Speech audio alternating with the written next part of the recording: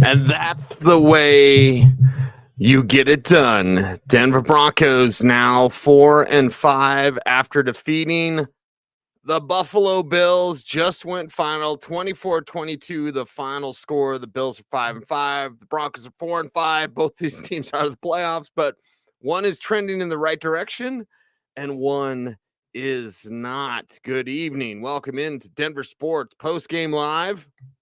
I am Cecil Lammey, and I am pretty God blessed happy with these Denver Broncos because not everything's going perfectly, yet they're winning. And I know that the Buffalo Bills are struggling, but this is another quality win for Denver. Listen, you beat up on the Bears or the Packers or whatever. Those are terrible teams.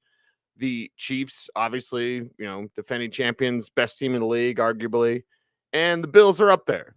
Certainly they're window might be closed for a championship run with Sean McDermott and Josh Allen. That'll change. McDermott will probably get fired, but whatever. We're here to talk about the Denver Broncos and this quality win and who helped him get there and why all of a sudden this Broncos defense goes from worst in the league to not too shabby. Not too shabby. Turnover certainly helped. They were the name of the game, to be sure, for the Buffalo Bills. Broncos didn't necessarily take advantage as much as they could have off of those turnovers. But when you have Josh Allen throwing 2 interceptions and you've got James Cook fumbling once, losing one, Josh Allen fumbling once, losing one.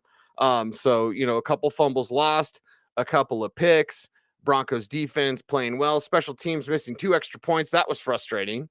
So, okay, there's that. Not everything was perfect. Again, you kept the Bills hanging around because your special teams wasn't getting it done. Your kicking game specifically, 2 extra points by this Broncos team were missed, and it changed the structure of the game. But you come back, you get the last second field goal, even with that penalty with 12 men on the field for the Buffalo Bills.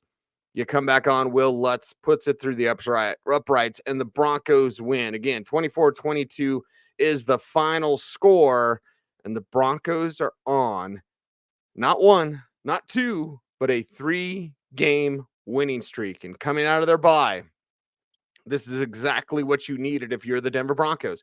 Coming out of their bye, they had this sense of confidence around the building. And again, I didn't want to be hyperbolic or go over the edge when I would join either Orange and Blue Today, of course, and hosting that with Andrew Mason, or joining The Drive with Zach Bye, Philip Lindsay. I didn't want to be hyperbolic, but you could tell this team was carrying themselves in a confident manner, not overconfident. But it felt good, and it felt different coming out of the bye than even, leading up to the Chiefs game. But now after beating the Chiefs, you feel that confidence, and that this team knows that they're good. They have some good players. They don't have enough good players.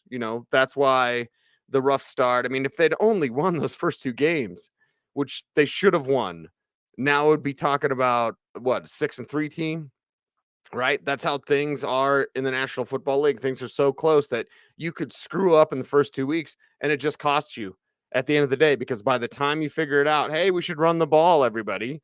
We should limit what Russell Wilson does as a passer, although Wilson did take some big hits, take some, sacks, throwing it up there, letting guys go get it. Did throw it 29 times. But they did run it 38 times. Again, that magic number, if it's over 35, stop doing the reverse, please. The reverse to Marvin Mims, it doesn't work. It was disaster play. That's take it out of the playbook. I know you want to influence the defense. There's other ways to influence. You can run the fake if you want. But the key for the Broncos is there. Run the flipping ball. Defense playing better, but run the ball. And get this thing done. That's what the Broncos did, keeping Russell Wilson limited. And yeah, Javante's still not had 100 yards. That's fine. 3.8 a carry. Again, the intent to run is almost as important or even more important than the result of the run. I don't need Javante. He's got to average 5 yards a carry, or else we're not going to use him. No, use him up. At 3.8. Okay, fine. That's enough. That'll do, pig. Just keep pounding the rock. Keep going at teams on the ground. This is what the Denver Broncos have done over the last few weeks, include playing better defense, and how things have changed from the Miami Dolphins game, where I was saying Vance Joseph will be fired because good teams would fire Vance Joseph after that. But Vance Joseph has turned it around. and the Denver Broncos defense has played for him. They definitely didn't lose. He didn't lose them in that locker room, that's for sure. And the defense comes through against Josh Allen. And again, Allen slumping the Bills, and Ken Dorsey's a terrible offense coordinator. Even Matt Canada thinks Ken Dorsey is a bad OC. These are the football jokes, people. But like, yeah, it's not just the Bills struggled and that's why the Broncos won. No, the Broncos played good defense. They had a good plan going in offensively. And again, not everything was perfect. Certainly they missed extra points. But these are the type of games that you have to win in the NFL. You have to learn how to win. Now, unfortunately, it started for the Broncos perhaps too late. Again, now at 4-5. Like, you should have started the season out running the ball. You don't need time in the regular season to know that Russ isn't really going to work a certain way. They should have come out and done this the entire time. Russell Wilson, 24-29, incredibly efficient, 192 yards. Where's the passing chart, right? I'm sure there'll be plenty of passes that are within the line of scrimmage, within the first 5 yards, and on the outside, certainly. But they were setting up some deep shots. They were running some crossers. I had a Bills fan on Twitter, the realm of the lowest common denominator, because I said crossers and screens will work against Buffalo. He's like, do you even watch the Bills? And I was like, I chart plays for every game in the league. So, take that. It's like, yeah, crossers would work. They tried setting some up, didn't have the greatest success, but like you saw more work. You saw Cortland Sutton all heart, right? All heart from Cortland Sutton. And you saw it on that touchdown grab. You saw it on other grabs as well. You've seen that over this win streak. Sutton's been that spark. Samaje Perine came through with big plays, important plays, third down plays, move the chains type of plays. The team trusts him in crunch time. Jaleel McLaughlin is more explosive, but it's when Samaje's in crunch time, that's because they trust him in pass pro, and he can do those things like you saw. And carrying extra defenders to move the chains, to keep the play, keep the drive alive.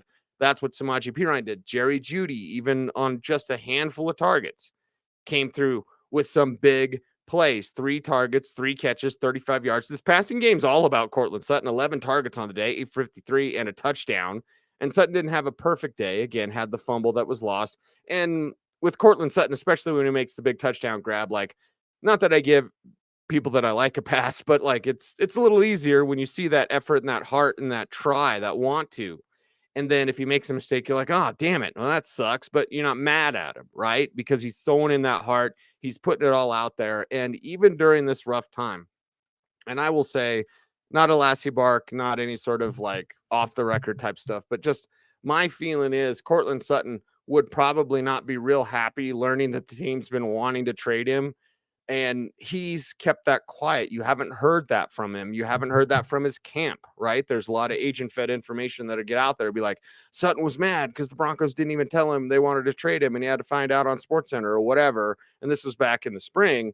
But like, none of that's affected his game, right? And to Jerry Jeudy, to his point, Judy's talked about it. He's been public about it. Like, yeah, I got to take 1 week at a time, whether it's here, hopefully it's here, whatever. But it's like, Cortland Sutton, you haven't heard anything. You've just seen production, and you have to appreciate that, reward that. And for everyone, it's like, he's not a number one. Yeah, okay, whatever. He's the Broncos' number one, okay? And maybe he'll never be what he was supposed to be before that knee injury. That's fine. He's pretty damn close.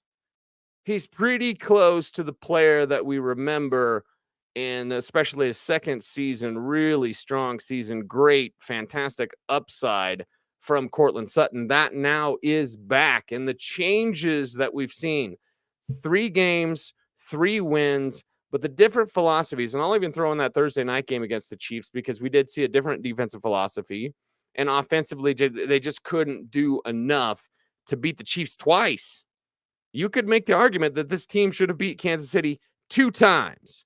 So that's a remarkable thing. And look how these things have turned around for this Broncos team because they ran the ball, because they did what they were supposed to do at the beginning of the season. They finally got it right. Russ is playing very efficient football.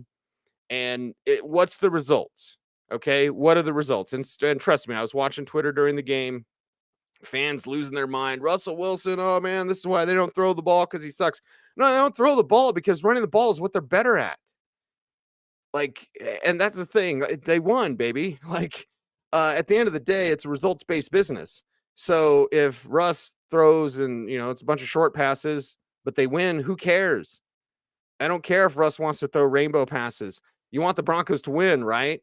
Like all that other stuff, they'll figure it out. And Russ will either be happy running this, simplified offense, but win, or he'll be unhappy running the simplified offense and, the airing of the grievances. None of that matters. They're flipping winning. And that's all that matters. Like the optics, and it goes back to something again. There have been multiple things that I've been wrong about entering this season with the Denver Broncos. But one of the things that I always said is like, you're going to win ugly, and your heart better have your medication near the nightstand, because the Broncos are going to be the cardiac kids. Again, it happened today, and this one, again, Buffalo's a tough team. They're not playing well, but they're a tough team. It's on the road. It's in their house. It's a tough place to play. Coming off a bye Monday night. This wasn't Sunday, like get back in the normal routine. You had a different routine this past week. You practiced on Saturday, something that you don't normally do during the regular season, right? Usually you're off on a Tuesday. You'll do some film stuff on Monday, Wednesday, Thursday, Friday, you practice, Saturday you travel or whatever, and then Sunday you play, and boom. This time, multiple different things were off with the Broncos in terms of their scheduling coming out of the bye, and they came out here with a really strong performance and a really good plan, right? Vision is something that Sean Payton always talks about. What's the vision for this team?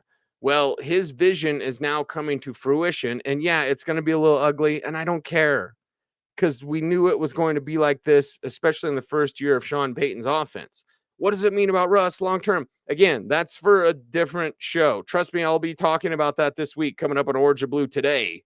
So make sure to check that out. But like the conversation about what does this mean? They won now. That's what it means. They've won 3 in a row. That's what it means. They're scratching and clawing and climbing and fighting their way into the playoff conversation. That's what this means.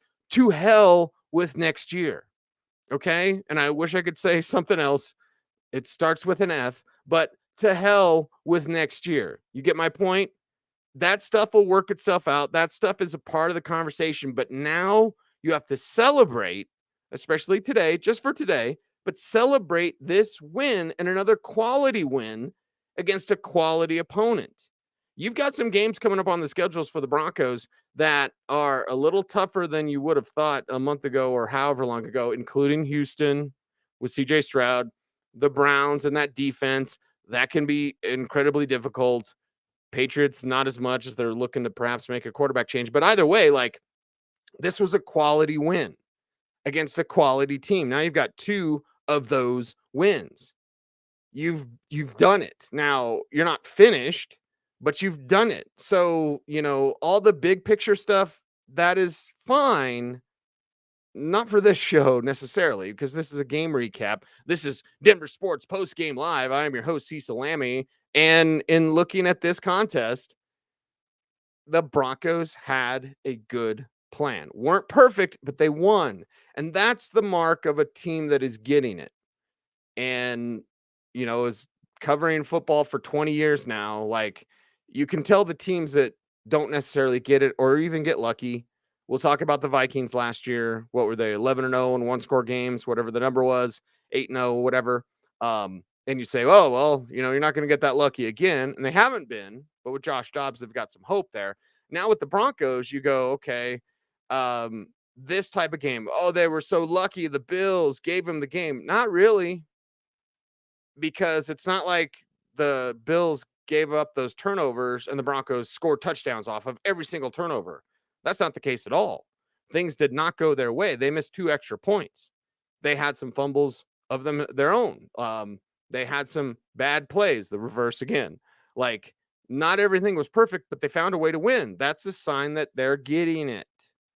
And they're doing it together, right? During this season, and I've said this before, but they never had the offense and defense lose their way in terms of pointing the finger at each other. And there's plenty of times when the defense is giving up 70 points that the offense could have easily said it's those guys. They didn't say that. There were times easily when the defense could have pointed the offense and said, those guys aren't getting it done. They didn't do that. They've stayed together collectively as unit, not only as individual units, defense staying together, rallying around Vance Joseph. Players have said that. Pat Surtain said that at the beginning of this week, like staying steady with Vance Joseph. I believe Justin Simmons might have commented on it as well. Like they're staying steady with each other, but they're also staying steady together as a unit. And when you don't play perfectly and still win against a quality opponent on the road in prime time, that's a sign you're getting it. So, this is not the point. And I see too many fans, and I get it. You kind of want to fast forward this thing. You're not going to win the Super Bowl this year. Okay. Breaking news. The Broncos aren't going to win the Super Bowl. Baby, you got to build it to there. Okay. You got to build to get to that point. So right now, you're a Broncos fan. You should be over the moon. You should be super excited. It's 3 in a row. When have we talked about the Broncos like this in forever? I can't even remember the last time we talked about the Broncos in this manner. So let's enjoy the now. Let's talk about how they've done this. That's more important to me than what about next year and what about Russell Wilson and he's broken and okay.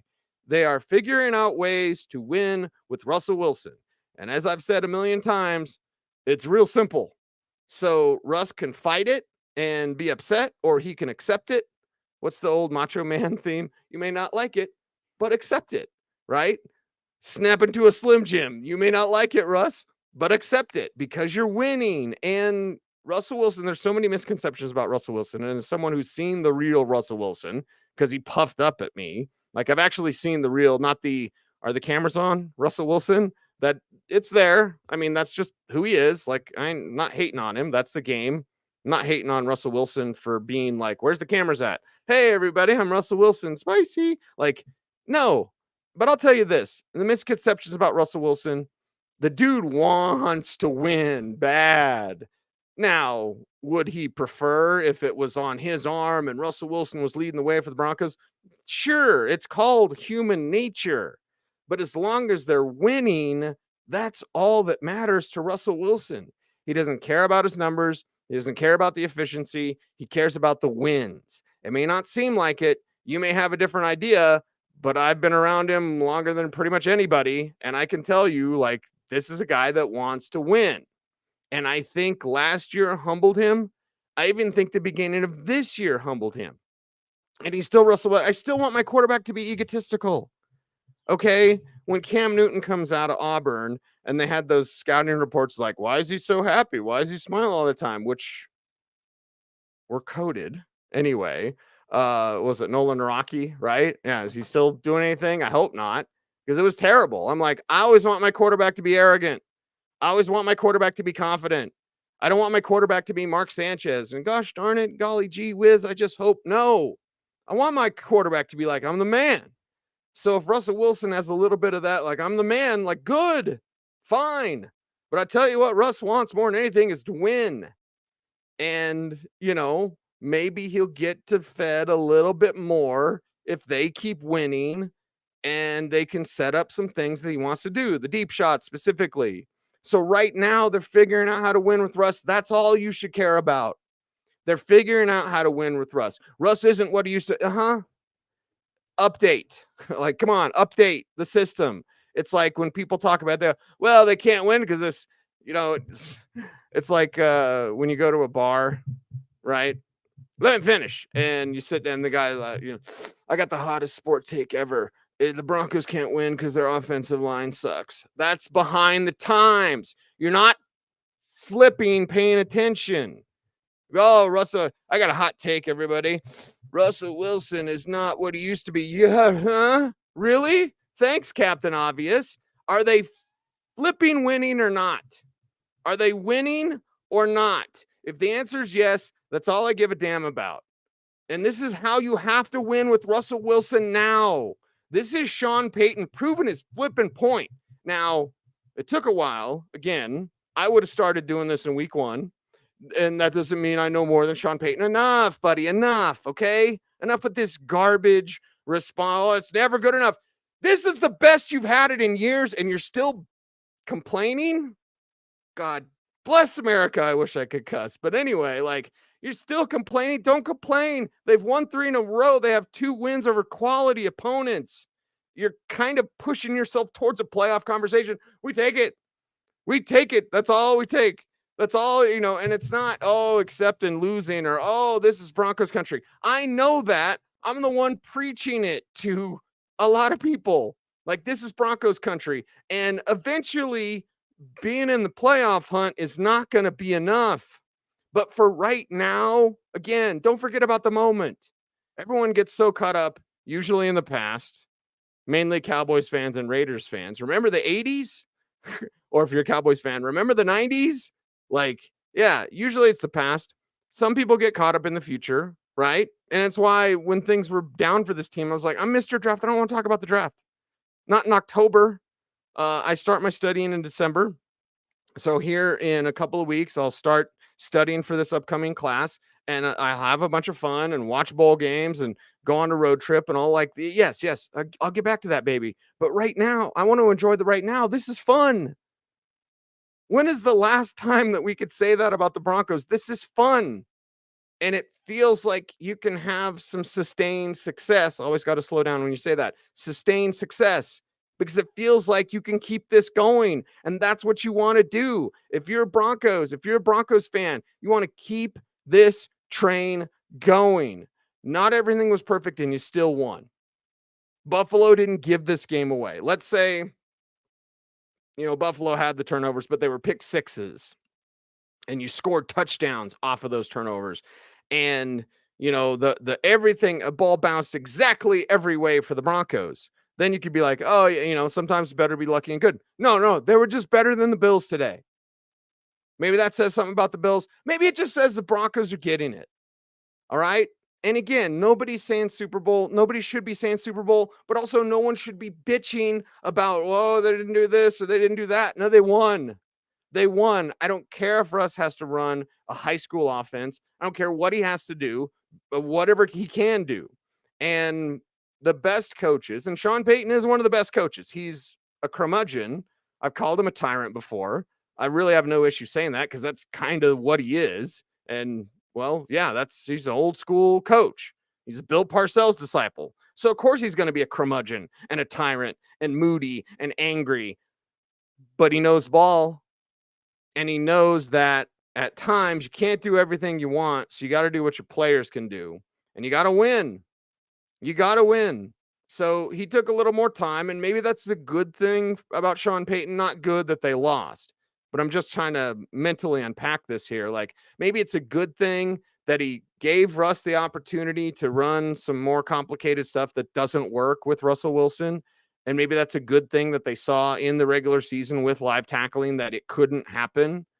We had hints of that in training camp that wasn't going to happen. But either way, like, maybe that's a good thing. And Sean Payton now has a point to prove to the Walton Penner group and say, well, this is what I want to do, but this is what Russ can't do, but this is what we had to do. And this is why we won. But they're winning. And you should be excited about this. They'll figure out the other stuff, baby. And part of that might be restructuring a Russell Wilson contract, because I think last year humbled Russ. I think the beginning of this season humbled Russ. Russ is not this sort of egomaniac. He has an ego, okay, which again, I'm fine with. There is no problem with Russell Wilson having an ego. So he's got a bit of an ego, but I don't think he's this egomaniac that I'm the man. Why am I not getting more love? Like, no. So can you go to him, restructure his deal, still give him his money, give him to him in a bonus. He's not going to lose any money, but he's going to restructure and lower that cap number. It's what all quarterbacks do. And, Russ, this is how you have to win. If I had a private audience with Russell Wilson, I would tell him merely this: Russ, appreciate you, man.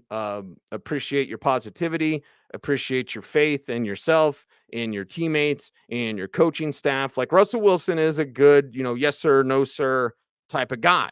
He's going to listen. He's going to do what his coaches want him to do. Privately, he might not want to do that, but he's going to do it. And he might question it, which isn't a bad thing. Again, question. We all should be critical thinkers in our life. And oh boy, that's a conversation I won't unpack. But we all should be critical thinking about everything in this world. So yes, Russell Wilson's going to be a critical thinker, and he might ask questions to Sean Payton. He might give him a little pushback, but at the end of the day, he's going to do what the coach wants him to do. Now, if you want to keep winning, you go to Russell Wilson and you say, Russ, this is what we're going to do. Hopefully feed you a little bit more. But Russell Wilson, this is how you have to win. This is how you have to play going forward. And it doesn't mean you suck or, your time in Seattle was whatever. It doesn't mean anything. It just means for now, this is how you have to win.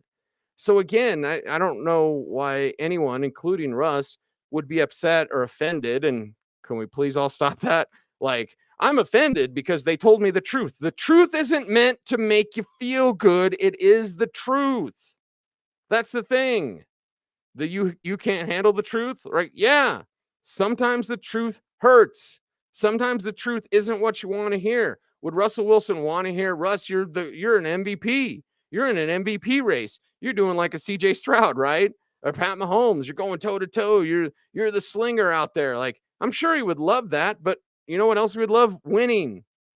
Proving that he can still win. And that's what they're doing. So the whole Russ is ego. Yeah, but it's not going to corrupt things. It can't. One, Sean Payton has all the power. And Russell Wilson fought the system, and the system won because that's why Seattle ousted him, because Pete Carroll and John Schneider had all the power in Seattle. Russ isn't bigger than the team. Russ isn't bigger than the Broncos. And now he has to work within this structure because that's who he is. That's who he is. You can win with this Russell Wilson. He's really efficient. He's 24-29. He's throwing it only 5 yards past the line of scrimmage. Did they win? I don't even care. This isn't fantasy football. Are they winning? And the answer is yes. So you should be over the moon, Broncos country. And you should be over the moon with how this defense is played. Again, 24-22, the final score. Broncos now 4-5. And Russell Wilson, 24-29, like I said, 2 touchdowns, no INTs. Sutton balling out of control. Javonte also with another receiving touchdown. And even though he only had 1 target, it should have been a little bit more. But I was so excited when I heard Lucas Kroll was activated for this game and was going to get a jersey and was going to play in this game. Nate Atkins was down. So Lucas Kroll activated off the practice squad and then put in the game. And there was more there for him. Not revealing anything that I saw at practice. And if I had a quarter for every time I said that, well, I'd have some nice change. But either way, like, the stuff they wanted to do with Greg Dulcich and could have potentially done with Alberto Cuebanam, they can do with Lucas Kroll. So just put a pin in it, especially as Greg Dulcich continues to fight these hamstring injuries. I hope Dulcich comes back and he's healthy forever. But in case that doesn't happen, because it probably won't, Lucas Kroll is a guy that can do that. He is a weapon. He is a receiver, effort blocker, which I'm fine with. I could make the argument he's a better blocker than Greg Dulcich. But either way, like, he's a weapon. Adam Troutman, love him. Good guy to talk to. He's a nice blocker. He's not a weapon. And I liked him. He was one of my sleepers coming out of Dayton years ago when the Saints got him, and they moved heaven and earth to move up to get him in that draft. 3rd round pick, top of my head. But anyway, so Troutman he had 14 touchdowns his final season in college. But again, it's Dayton. Apologies to Dayton. But like, now in the pros, we see what Adam Troutman is, and it's okay. He's okay. Lucas Kroll could be a weapon. And now if you want to do more passing wise, and the tight end was going to be a big part of this offense. It was. And then Dulcich got hurt. Oh, Russ doesn't throw to the middle of the field. Well, maybe with a tight end like Lucas Kroll, he could. There was the play, and I know there was holding. Lloyd Cushenberry did not have a good game. Lloyd, he did not have a good game. And he started out really poor. He got better. And then tonight, bad game for Lloyd Cushenberry. But when I look at the play where Kroll was wide open down the right sideline, Russ didn't see him. He just takes off to run. It was Cushenberry hold anyway. Like, the design was there. You saw the design. I believe Judy came in on the inside in the slot, and then Kroll moved outside on basically a wheel route for the tight end. And it was fantastic. And it was wide open. It would have been a touchdown. But Kroll is that weapon. So just put a pin in it. Put a pin in it, because some of these younger players got to play. Why isn't Jale Skinner playing? Huh? Like, Delarian Turner-Yell is not good at football. And yeah, I'll still forever be mad. He was picked the very pick before Tariq Woolen, who was an all-pro cornerback, by the way. Like, yeah, I'll forever be upset about that. Don't at me, bro, because I'm not going to stop talking to you. Shut up about Tariq Woolen. Delarian Turner-Yell is not good at football. You could have had an all-pro corner. I'm just saying. Fabian Moreau's nice. Damari Mathis, not so good. Like, you could have had Tariq Woolen and Pastor 10, but you had to have George Payton, had to have Delarian Turner, who can't play. But JL Skinner can't get a jersey, and Delarian Turner's out there putting out bad film on a weekly basis. Okay. But young players that have made that impact, that are playing more, like a Nick Benito doing more, Baron Brownie coming back, like, you're seeing a surge from this team because some guys are getting healthy and getting back, like a Browning, or some of your younger players. I still think you could go to more. Elijah Garcia, he was down today, didn't get a jersey today. But eventually, players like that, players like a Thomas Nkoum, players like Elijah Garcia, like, you could do more here with those young players doing more. That's why the Broncos are winning. The winning formula is running the ball, letting your young players play a little more and having them produce, obviously, holding on to the ball, playing efficient football. It's safe and efficient. That's the Broncos' way this year, and they've figured it out, although it did take some time, but they did it. We should congratulate them on that. So, shout out game balls or kick balls, right? I used to always give that out on the No BS Broncos postgame show. I suppose I should have brought it back for this show, but I just thought of it now, and it's week 10. Game balls or kick balls for this team. I got a lot of game balls to hand out. As I said, a guy like Samaje Perine, you're going to look at the box score and see a carry for 8 yards and 3 catches for 34 yards, but those 3 catches were significant in helping to keep drives alive. Javonte Williams running hard, 21 carries, 79 yards. Yeah, keep it up, man. You're going to have to do it. And Jaleel McLaughlin, as much as we all love him, it's just not working. 6 for 8, 1.3 a carry, 2 for 4 as a receiver. He's too light. And when he takes contact, he loses his feet. I love Jaleel. Talked about Jaleel forever and ever and ever. Mason and I talked about him in May or whatever. Like, yes, but what worked was Samaje Perine with those extra yards on those receptions. Jaleel McLaughlin would not have done that. Now, can Jaleel McLaughlin take one touch, 80 yards to the house? Yeah. I want to see it, though. When you don't see it, he gets 6 carries for 8 yards. So, again, it's not fantasy football, but we just know what's working. Javonte looking more like himself. That's working. Cortland Sutton, being a ball hog. That's working. Russell Wilson playing efficient football. That's working. And then we look defensively for this team. Justin Simmons. So this is all, oh, man, Justin Simmons. Are you kidding me? Right? Anytime Josh Allen throws it up for Gabe Davis and then Davis can't grab it, that had to be a live look at Josh Allen. Yeah. Anyway, like, defensively, having that leader in the secondary, the PJ Locke situation, we'll have to watch out. Is Locke a little bit banged up in this one and see how that goes for this team. Alex Singleton being the tackling machine, still a little bit out of position at times, still misses some tackles at times. Josie Jewell doing better, working in coverage there as well. And Singleton should have had a pick. You got to get them feet down. You got to learn some of the footwork from Cortland Sutton. Singleton didn't have the pretty feet, and he thought he was like 2 feet down. That one foot was like a half a yard out of bounds. I had 2 feet down. Well, I mean, you technically did, but the second foot was not in bounds. You had 2 feet down. They just weren't in bounds. So, like, Singleton making those plays. Justin Simmons making those plays. Like, this is what you needed. And you saw a lot of hands up. So 4 passes defense, most of them in the secondary. Zach Allen did have 1 batted pass at the line of scrimmage. But you see the hands up. You're going to look at your sacks and be like, there weren't any sacks. But 3 quarterback hits, Zach Allen with 2, Nick Benito with 1. So, again, it's pressure, it's duress. It's not necessarily sacks.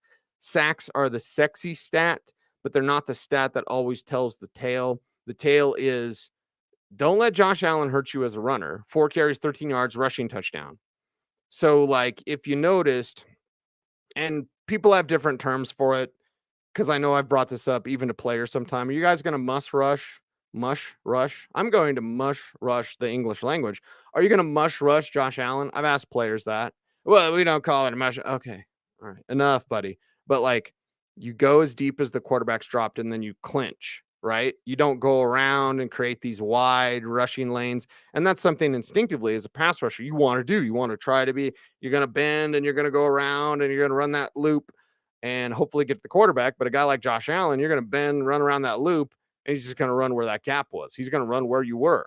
So the Broncos did a good job of not letting Allen kill him as a runner. And in Mile High Monday, when I wrote about it, it's mean, it's nerve-wracking going up against Josh Allen, but I wrote, like, you want him in passing mode, as odd as that may seem, because he's got career best numbers, 72% completion. Yeah. Are the Bills winning? No. So what do you want? Josh Allen numbers? It's the greatest numbers of all. Yeah. They're not winning. Russell Wilson's numbers, not that great anymore. Who gives a damn? They're winning. But Josh Allen, the key is to keep him in passing mode because he's going to make those mistakes. And he's going to hold on the ball. He's going to want to run, but either you spy him or you mush rush him, and you just make sure that he doesn't kill you as a runner, because he can kill you as a runner. That could have happened tonight, but it didn't. The Broncos did a good job of containing Josh Allen, pressuring Josh Allen. The sacks weren't there. They had 0 sacks and only 3 quarterback hits. But again, it's duress. And sometimes, especially with a quarterback with a real active mind and arm arrogance, which is what Josh Allen has, he has complete arm arrogance. You can get their mind to work almost against them, not necessarily seeing ghosts. I don't believe Josh Allen sees ghosts, but he definitely gets that hero ball mentality and like, I have to do it all. I have to do everything. Buffalo, there's a real big key for Buffalo, and they're just not doing it. They did it a little bit today, 12 for 109, big 42-yarder for James Cook. But that was off that, kind of busted play, whatever, for the 42-yarder. But still, 12 for 109. And they did 26 rushes and 26 passes, 177 yards passing, 192 yards rushing. So, yeah, they did run the ball more, but they lost. Like, honestly, they need to continue to run the ball and perhaps have that proper balance. But it's the turnovers. You just can't turn that ball over as much as you want. So they might be getting it. Was 9-1 a carry for James Cook. Again, big 42-yarder off the busted play.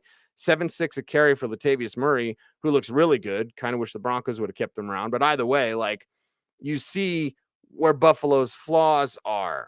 You had Stephon Diggs 3 for 34. Yeah, because Pat Surtain's on him. Khalil Shakur is a really good young receiver, 1 for 24. Dalton Kincaid, he's a weapon, 5 for 51 and a touch. So that was a concern. But you can let Dalton Kincaid beat you as long as Stephon Diggs doesn't go nuts. Gabe Davis leads the team 2 for 56. That's not much. So as long as Diggs doesn't kill you as a receiver and Allen doesn't kill you as a runner, and those are tied hand in hand, because if Allen's running, then you're adjusting to running, then Diggs is more open. If you're forcing Allen into passing mode and he's making mistakes and he's throwing interceptions because he has arm arrogance, they're going to blame Ken Dorsey. They're probably going to blame Sean McDermott. And that's a team I'm fairly close to, and I hope that McDermott doesn't get fired. But Josh Allen, this is not going to be on him. He had the best numbers of his career. Yeah, he throws a lot of picks, but he had the best numbers of his career. Yeah, but their offense can't figure it out. And the Broncos defense, glory to the players, glory to the game. The Broncos defense came through with some big plays when they needed to make those big plays, whether it was batted passes, whether it was dropped interceptions, whether it was forcing 3 and outs, forcing the Bills to punt, just turn it around, giving the ball back to the offense. And the offense wasn't wet in the bed. It has to be in concert together. You have to have the defense that is going to bend but don't break. It's essentially what Vance Joseph wants to do. And Joseph has had to change what he wants to do. Like, trust me, Sean Payton wants to run sail concepts, pass all the time. Vance Joseph wants to blitz all the time. Well, what have they done since they've won? They're running the ball. They're playing really efficient when they pass. They're not pass happy. On defense, they're not rushing, playing zone. And they're trying to get pressure with 4 because, again, you can almost have a guy like Josh Allen where you pressure him himself because, you're keeping him back there and he's thinking, I got hero ball. I got this arm. Like, that's a good thing. So Vance Joseph has changed what he wants to do, because what all these guys want to do, even if you're a curmudgeon like Sean Payton, even if you're in over your head, as it seems Vance Joseph is at times, but he hasn't been in a while. You know what you want to do? You want to win. So you figure out how to win. Yeah, you're going to behind the scenes complain and cry and moan that you can't do what you want to do. But if you're winning, that's what matters. That's where you get the buy-in from the players. And it's remarkable with the way that this season started that those players, it just didn't completely go south. didn't absolutely completely go south. They got rid of some guys in Randy Gregory, in Frank Clark. I think they could have gotten rid of Jerry Jeudy, although Jeudy did have some nice grabs today. The final grab that he had, his third catch of the day, was a big one to move the chains. Like, you've got to come through like that. So even Jerry Jeudy, who is a little difficult at times and has his own issues, like his box score wasn't great. It doesn't matter. Now, eventually, will Jeudy be upset with that? And I'm the man and I got the numbers. Like, yeah, but I don't care about that. And Jeudy, who always won in college at Alabama, like, yeah, you got 3 for 35, dude, but you won, and you've won 3 in a row. So who gives a damn what your stat line has been over the last 3 weeks? I'll pull up his game logs and, just go over them. It's like, okay, was that a win or a loss? Because you could have 5 for 110 and 2 touchdowns and lose.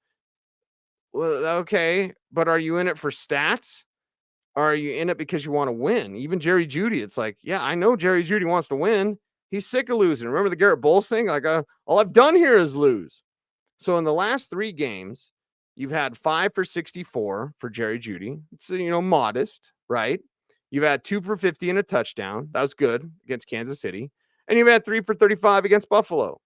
Okay, so what is that? 10 catches and 159 yards, right? No, 139, 40, 49, carry one, less than 150 yards and a touchdown. So 10 catches, let's just say 10 for 150 and a touch over 3 games. Yeah. Like, I don't care. They won. That's what matters. Cortland Sutton, the belle of the ball, 8 for 53 in this contest. Like, that's really cool. Yeah, Marvin Mims is out there, and it's more as a decoy. Again, we can all love Jaleel McLaughlin, but it's not working with Jaleel McLaughlin. Okay, so again, the truth shall set you free. Seek the truth and speak the truth. The truth is, it's not working with Jaleel. He's a nice player. You want to utilize him and what he can do, but in crunch time, you're going to have Samaje Perine out there when you don't have Javonte Williams out there, and that's just the truth. I wish Jaleel was exploding onto the scene. That's not happening. It can happen. He's got the talent. Marvin Mims. I saw him out there. He was out there. Saw that stupid reverse. Take that out of the playbook, or at least fake the handoff to him. Please don't give anybody a reverse. It doesn't work. So Marvin Mims is out there, but he's out there as a decoy. Fine. I don't care. The day will come for Marvin Mims, and it will be glorious, and we will all rejoice and celebrate Marvin Mims as a professional wide receiver in the National Football League. That day's not now. What's happening now is he's being a decoy, he's running long, he's stretching the field, and he's adjusting the defense. Good. That's what you need him to do. You don't want McLaughlin on the field all the time and it's a tell, right? Hey, 38's getting the ball. You don't want Marvin Mims on the field all the time like, hey, 19's getting the ball. Now he needs to get the ball more. But again, eventually that'll happen. They're winning now. Marvin Mims, they're not using Marvin. They won. Sorry, Marvin. Sorry. Like, you're winning. Your time will come eventually. So have patience here. And I think maybe even myself, whenever I complain about something, I usually am also saying it to myself. Okay. But I think all of us are just in this microwave Twitter society of like, I need the instant gratification now. It's like in Die Hard when when Bruce Willis is lighting up his car. It's like, I need backup now. Now, damn it, now. Like, we need results now. Now, damn it, now. Marvin Mims, now. Like, do you really need that, or do you need wins? Do you need to feel good about the direction of this team? Everyone should feel good about the direction of this team, and that doesn't mean they're going to the Super Bowl this year, and that's fine. They might not even make the postseason, but they'll be in the conversation. They've changed the narrative with a quality win against a quality opponent, and that's something that we should all praise and say, touche. So at the end of the day, Marvin Mims is new. I don't care. I'm sorry, Marvin. Jaleel McLaughlin's not even, yeah, whatever. They're winning. And Jerry Jeudy, he's winning. Cortland Sutton, winning, right? Everybody's winning. And that's what matters most. Now the Broncos have to continue this momentum because now, one's an accident, two's a trend, three's a habit, whatever. What is it? What's the old saying? I don't know. So many old sayings. But if you're the Broncos, you want to keep this going. You've got a short week. You play at home against Minnesota, Sunday night football. So this will be a different one. Now, you've got that game against Minnesota. You've got a hot quarterback in Josh Dobbs that everybody loves that you're going to have to face. They signed Myles Gaskin today because Alexander Madison's hurt. Ty Chandler, who was the running back mate with Michael Carter and Javonte Williams for the Tar Heels. Chandler was the young guy. Carter and Williams came out the same year. But either way, like Ty Chandler's their lead back now, but he's more of a speed back. He can break some tackles, but he's not known for his power. Might have the return of Justin Jefferson. The fact that if Josh Dobbs, let's say they hadn't gotten Josh Dobbs or, Jaron Hall was stinking up the joint or whatever, Justin Jefferson might have just been shut down for the rest of the season. But now Justin Jefferson may be back this week for this game coming up in week 11 against your Denver Broncos. So you got 2 games at home, and then you got that 3-game road trip. I don't want to be greedy and say 5 in a row. And it's going to be tough to beat Cleveland's defense. Like Russell Wilson. If you don't like Russell Wilson, well, wait until Sunday, November 26th. You're probably going to have a lot to complain about and say, see, that's why Russell Wilson, because Cleveland, they are blankety blankers defensively. They are they'll blankety blank you up to the blankety blank. Like they will blank you left and right. Like Cleveland's going to be tough. So beat Minnesota. Let's get 4 in a row. Don't want to say 5 in a row, but like, this is the position you've put yourself in. You got the 3-game road trip. Houston's going to be tougher than you think. Los Angeles is whatever. Can you win in SoFi Stadium? That hasn't happened. And then Detroit. We'll see how that goes. New England, then the Chargers, and then the Raiders. So you could win Minnesota, Houston, maybe the Chargers. So there's 3 more wins. New England, maybe the Chargers again, and Vegas. So I got 5 wins, maybe as many as 6 wins. So 6 wins now added to this total. Now you got 10 wins. Okay. Everyone will take that. Now, it's probably not going to go that way. You're probably going to win about 8 games, but still, that is another 4 games. So is that Minnesota, Houston, the Patriots, and the Raiders? Yeah, those 4 games you could see as winnable for the Broncos. Not going to say automatic win. Certainly nothing is given in this league. But that's the conversation you're having. And they've stayed together, the stick-to-itiveness that they've had within that locker room. We all need to praise that because it easily could have gone the other way. And it easily could have gone into tank mode and Sean Payton's tanking and Caleb Williams. And we were there. We were on the brink. We were on the edge. We were looking over the corner. We were looking over the cliff, right? Like, wow, this sucks. Well, it doesn't suck now. Feels pretty good about right now.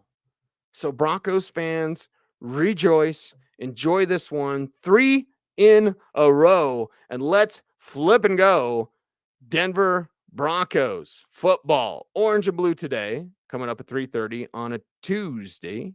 Have all the information for you. Denversports.com. I'm going to write my 3 observations tonight, so make sure to stay tuned for that. 10:30 a.m. coffee break. Rachel V. Hill talking about this Broncos game, so make sure to check that out. And of course, go to denversports.com. We don't have any stupid paywalls. Nothing more infuriating. Like, I just want sports news. I don't need your paywall, please. So no paywalls at our site, denversports.com. Go there, check it out, and sign up for that Denver Sports Daily. It's our free daily newsletter. You can sign up for it for free. Denver Sports Daily, available at denversports.com. And then just help us out on the YouTube channel. We're going to look to greatly grow and increase our YouTube audience. So we appreciate you for helping us out in that YouTube algorithm. Like, comment, share, subscribe, hit the notification bell so that you never miss a vid. And we appreciate you for doing that. And if you've commented in the chat room, I see 300 comments. Thank you. When I go solo, I can't really get to the chat room as much as I'd like because I love getting to the chat room most of the time. But let me just pull up a couple here, see what I got here at the end. And they cease to grind out my beard. I'm trying. It's been a couple weeks since Thanksgiving, since Halloween. Yeah. Dennis, have a great night, and let's go Broncos. Eddie, go Broncos. Edward, great show. Velocity, we love you. I love you right back too. So thank you. Are those the Sony's MDR 7506? Yeah. Wow. How did you know? There are the MDR 75. They're the radio cans. Anyway. Oh, okay. Big hurt. Broncos will lose the next two. Vikings have unique momentum on their side. Browns defense will lock down the Broncos offense. Browns game is going to be tough. It's going to be tough. I would not say the Vikings. It's on the road. And yeah, Josh Dobbs is a special talent. And the Justin Jefferson thing is big. Justin Jefferson is available to come back this week. And there is a thought around Minnesota that he will be back this week. And that's going to be tough. Listen, Stephon Diggs is tough. And Pat Surtain is the greatest cornerback in the league. So Stephon Diggs is one thing. Justin Jefferson is another thing. First game back, so hopefully you can mute his numbers, or squelch them, I guess you would say, like a 4 for 45, maybe a touchdown. Like, don't let Justin Jefferson kill you. But you do have Jordan Addison, rookie that I love. I think of him in Pitt, even though he's 1 year at USC. KJ Osborne there as well. And then, like I said, Hawkinson, you got to worry about at the tight end position. They did a good job with Kincaid, but again, the thing was don't let Diggs beat you, Kincaid, whatever. And he's a good weapon. Well, they got more weapons headed your way now with Josh Dobbs, who is a runner himself. Josh Dobbs, basically showed up 2 weeks ago for Minnesota, wasn't going to play. And then Jaron Hall got concussed, was forced to play, doesn't know what he's doing, but he's super smart and he just runs. In addition to what he can do as a passer, like he's, decent as a passer. But he was a journeyman for a reason. Great story, great mind, beautiful man. If I was Josh Dobbs, I wouldn't play football. Sorry, you love the game, but like your head, got to watch out for this thing. Kind of important. You might want to use it. But so Josh Dobbs, it is unique momentum. I definitely agree with that. But, I believe the Broncos can get this done. Lots of love for you guys. A double kiss. Yeah, the Keanu kiss for everybody. If I'd let my hair down out of this ponytail, not a man bun, I would give you all the Keanu kiss because, yes, I thank you. I appreciate you guys. I got to talk to a lot of you at the comic book show this weekend. A lot of fans, comic book fans, or football fans. And I appreciate everyone with all the kind words. And, it's good. You don't always get that. Like I started the show and I had that Bills fan calling me out on Twitter. He's like, do you even watch the Bills? And I'm like, well, I chart plays of every team in the league. I know a lot of people on the Bills staff. I know everything that's happening in that locker room and even outside that locker room, which I can't talk about. Like, yeah, I know the Bills better than you do, Bills fan. Anyway, humble brag. But anyway, I appreciate all the love. And as Kendrick would always say, stay humble. So I'm Cecil Lammey saying DenverSports.com. Check it out. Thanks for watching. This is Denver Sports Postgame Live. I am Cecil Lammey saying be safe. It's from Kempo. Be safe. Be kind. Know that you're appreciated. Stay tuned and stay frosty.